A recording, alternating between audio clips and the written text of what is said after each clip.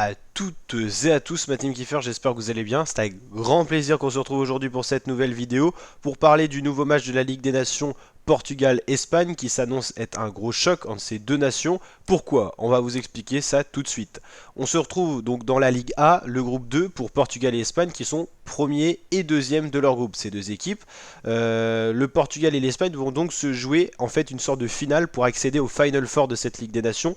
Le Final Four, c'est quoi? C'est les 4 meilleures équipes des groupes de la Liga qui se rejoignent en demi-finale puis en finale pour s'attribuer le titre de la Ligue des Nations. Le palmarès, pour l'instant, la première Ligue des Nations avait été remportée par le Portugal de CR7 de Cristiano Ronaldo. La deuxième édition, c'était la France.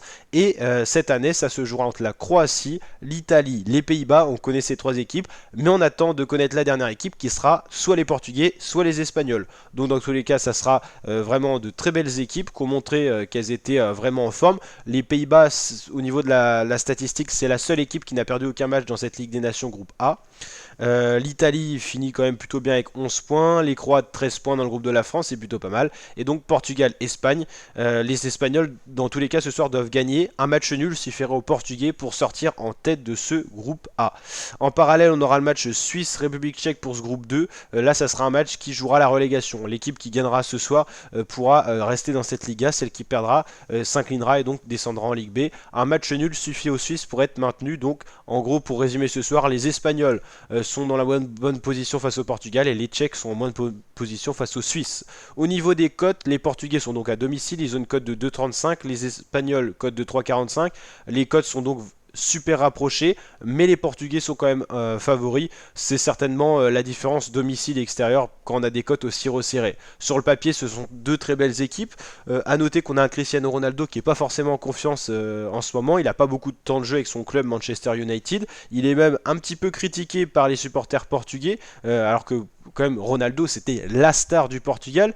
Sa place est quasiment remise en cause. Lors du dernier match, il n'a pas été super bon, il a été blessé au nez et tout ça, il a peut-être été un peu déséquilibré, désorienté.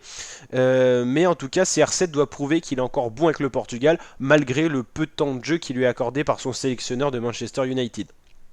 Débutera-t-il titulaire? Ça, c'est une autre question. En tout cas, s'il est titulaire, il faudra quand même qu'il prouve. Il y a beaucoup de joueurs en ce moment qui doivent prouver, hein, notamment Maguire qui est pas très bien en club en ce moment, qui a prouvé avec l'équipe d'Angleterre que ça allait pas trop. Il est très critiqué en ce moment par la presse anglaise. C'est vrai que les médias sont quand même très durs avec les joueurs et donc c'est vrai que les joueurs doivent impérativement prouver. Alors pourtant, c'est quand même des joueurs du top niveau pour ceux que j'ai cités, Ronaldo, Maguire. Donc voilà en tout cas pour cette présentation de match. N'hésitez pas à mettre votre petit pronostic en commentaire. Moi je pronostique un bon vieux match nul, un partout pour ce Portugal-Espagne. Les Portugais sont quand même des adeptes du match nul, les Espagnols aussi, donc voilà. Dans ce cas-là, si jamais ce scénario se réalise, c'est les Portugais qui se dirigeraient vers le Final Four et potentiellement aller chercher leur doublé de titre dans la Ligue des Nations. Mais on n'en est pas là, les Espagnols auront quand même leur carte à jouer. Donc voilà, ma team, n'hésitez pas à liker la vidéo si elle vous a plu, vous abonner, activer la cloche pour suivre la Ligue des Nations sur la chaîne YouTube, le football, le sport, et je vous dis à très bientôt pour de nouvelles vidéos mes fratés. Ciao ciao.